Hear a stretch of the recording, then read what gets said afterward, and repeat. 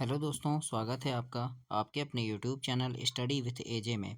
इसमें आज की वीडियो में मैं लेके आपके लिए लेकर के आया हूँ आपकी वार्षिक परीक्षा 2024-25 विषय हिंदी कक्षा 8वीं का ये पेपर है दोस्तों, जो आज हुआ है आपका। तो इसमें किस प्रकार के प्रश्न पूछे गए थे, उत्तर इसमें कौन कौन से आपके लिए सही थे, उनके उत्तर आपको कैसे लिखने थे, क्या क्या लिखने थे, वो सारी चीज़ें आज की इस वीडियो में हम देखते हैं। और दोस्तों, आपको मैंने अभ्यास प्रश्नों की वीडियो बताया था जिसमें आपके परीक्षा में आने वाले महत्वपूर्ण प्रश्न थे। तो आने वाले पेपर के लिए उन प्रश्नों की वीडियो चैनल पे डली है, तो चैनल सब्सक्राइब करके उन वीडियोस को देखें, पढ़ें, समझें कि किस प्रकार से सारे प्रश्न आपके लिए हैं और उन्हें पढ़ कर के आपके काफ़ी अच्छे नंबर परीक्षा में आएंगे दोस्तों। तो आइए देखते हैं, यहाँ पर विकल्प वाले प्रश्न थे सबसे पहले। जैसे पहला प्रश्न है, आदि कवि किसे कहा गया है? तो इसका सही उत्तर होगा सी नंबर, वाल्मीकि को। मोहनदास का जन्म कब हुआ था? तो इसका इनका जन्म हुआ था दोस्तों 1869। सी नंबर इसमें भी सही उत्तर होगा। दीपक राग गाने में पारंगत गायक कौन थे? तो इसमें आएगा दोस्तों कुमार गंधर्व, है ना, ये दीपक राग गाते थे, इसमें भी सी नंबर उत्तर होगा। पुरुष का अर्थ क्या है? तो पुरुष का अर्थ होता है ठाकुर, है ना, तो ए नंबर इसमें सही उत्तर होगा। और किसी स्वर के उच्चारण में जो समय लगता है उसे हम मात्रा कहते हैं, तो इसमें सी नंबर होगा। तो इस प्रकार से 1 से 5 तक के उत्तर आपको ऐसे लिखने थे बच्चों। आगे देखेंगे प्रश्न नंबर छठवां, सुंदरता की खालिस्तान में पथ भूल न जाना पथिक। इनके लिखित उत्तर मैं आपको दिखाता हूँ, पूरे प्रश्न पढ़ लेते हैं हम। सातवां प्रश्न था, सन 1857 की क्रांति के प्रमुख नेताओं में राजा बख्तियार सिंह कौन सी रियासत के शासक थे? वात्सल की तड़प ने वृद्धा की क्या बढ़ा दी थी? योगेश्वर खालिस किसको कहा जाता है? और पूर्णिमांत शब्द में कौन सी संधि होगी? तो इसके उत्तर देखते हैं। देखो, तो छठवें नंबर का उत्तर होगा दोस्तों मोह या मृत कृष्णा। सातवें का हो जाएगा अमझेरा, आठवें का जिजीविषा, नौवें का श्री कृष्णा और 10वें का स्वर संधि। और तो इस प्रकार से आपको लिखना था इसमें।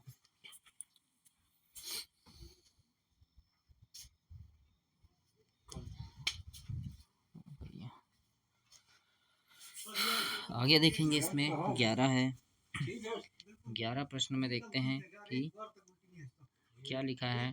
प्रश्न नंबर 11 में लिखा है, देखो 11वां प्रश्न हम देखते हैं। इसमें लिखा था आगे कि इसमें देखते हैं, सूर के मन को सुख कहाँ प्राप्त होता है ना। फिर 12 था, जलियांवाला बाग हत्याकांड में गोली चलाने का आदेश किसने दिया था?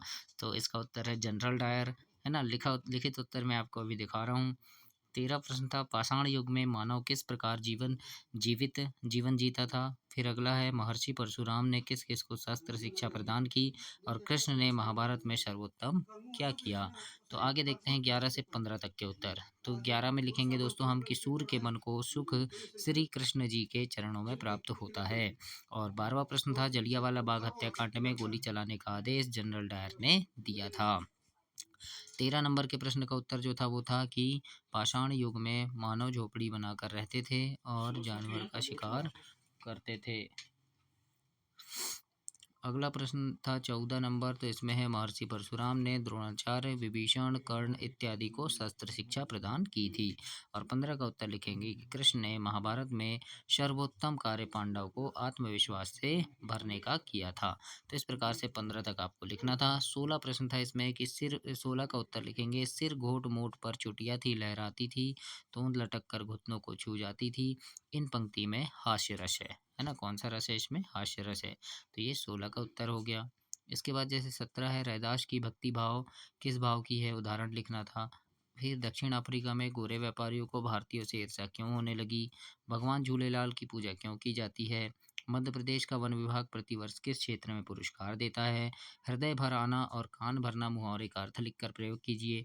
और ये जो 20 प्रश्न है दोस्तों, ये मैंने आपको अभी इंपॉर्टेंट प्रश्न की वीडियो में बताया था। देखो सेम प्रश्न आया है, तो वीडियो काफ़ी सारी डली हुई हैं आपके आने वाले प्रश्नों की, तो उनको देखकर चैनल सब्सक्राइब कर लें ताकि वो उन्हें देखकर क्या परीक्षा में और भी आपके प्रश्न क्लियर हों। और 22 प्रश्न था, ग्रीष्म का अवकाश में अपने नाना नानी के यहाँ जाने संबंधी हेतु सूचना एक पत्र लिखिए। तो देखते हैं 17, 18, 19, 20। तो 17 के उत्तर में आपको लिखना था, रैदास की भक्ति दास भाव की है। और जैसे उदाहरण लिख देते कि प्रभु जी तुम चंदन हम पानी, दासा ऐसी भक्ति करे रैदासा, है ना, इस प्रकार से। और 18 नंबर में लिखना था उत्तर में कि दक्षिण अफ्रीका में गोरे व्यापारियों ने भारतीयों से ईर्ष्या होने की वजह थी कि भारतीय व्यापारी उनके कारोबार में दबाव दे रहे थे, है ना। और 19 प्रश्न लिखेंगे कि भगवान झूलेलाल की पूजा इसलिए की जाती है क्योंकि वे सांप्रदायिक सद्भाव और एकता के प्रतीक हैं। उन्होंने संपूर्ण मानव जनजाति के कल्याण के लिए समानता के आधार पर स्थापित धर्म की सराहना की थी। इसके बाद 20 प्रश्न था इसमें कि मध्य प्रदेश वन विभाग वत संवर्धन और वन्य प्राणी संरक्षण के क्षेत्र में पुरस्कार देता है और इन पुरस्कार के जरिए शासकीय अशासकीय दोनों तरह के लोग सम्मानित होते हैं। इस प्रकार से 20 में लिखना था। 21 प्रश्न पूछा था आपका, तो आप क्वेश्चन पेपर अपने पास रखिएगा, मैं आपको उत्तर बता रहा हूँ बस। 21 प्रश्न का जो उत्तर है वो लिखेंगे कि हृदय भर आना, इसका मुहावरे का अर्थ है दया आ जाना, और वाक्य प्रयोग करेंगे कि किसी के दुख को सुनकर देखकर दुखी होना। फिर है कान भरना, मतलब किसी के मन में किसी के बारे में गलत बात बोल देना ये, या चुगली करना। इस प्रकार से आपको लिखना है। 22 प्रश्न लिखेंगे कि मेरे प्रिय नाना नानी, मैं ग्रीष्म अवकाश में आपके यहाँ छुट्टी के लिए अपने मम्मी पापा के साथ आ रही हूँ या आ रहा हूँ। मुझे आपके साथ रहना अच्छा लगता है। यहाँ सब लोग खुश हैं। आशा करती हूँ कि आप भी सभी कुशल होंगे। और यहाँ पर आप अपना नाम लिख देंगे। तो इस प्रकार से आपको 22 में लिखना था। 23 प्रश्न का उत्तर में आप संदर्भ प्रसंग लिखना है। संदर्भ में लिखेंगे कि प्रस्तुत गद्यांश हमारे भाषा भारती के भक्ति के पद से लिया गया है।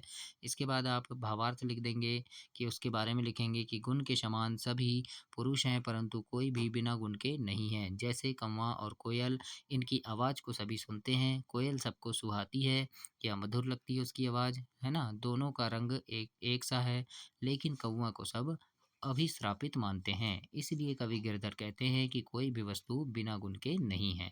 तो इस प्रकार से आप इसके भावार्थ में लिखेंगे।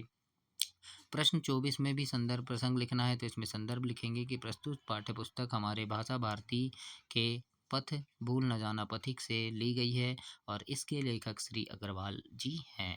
अब व्याख्या कर देंगे कि कवि कह रहा है कि युद्ध में वे विजय नहीं होते तो खंदक भाइयों को ताकते हैं।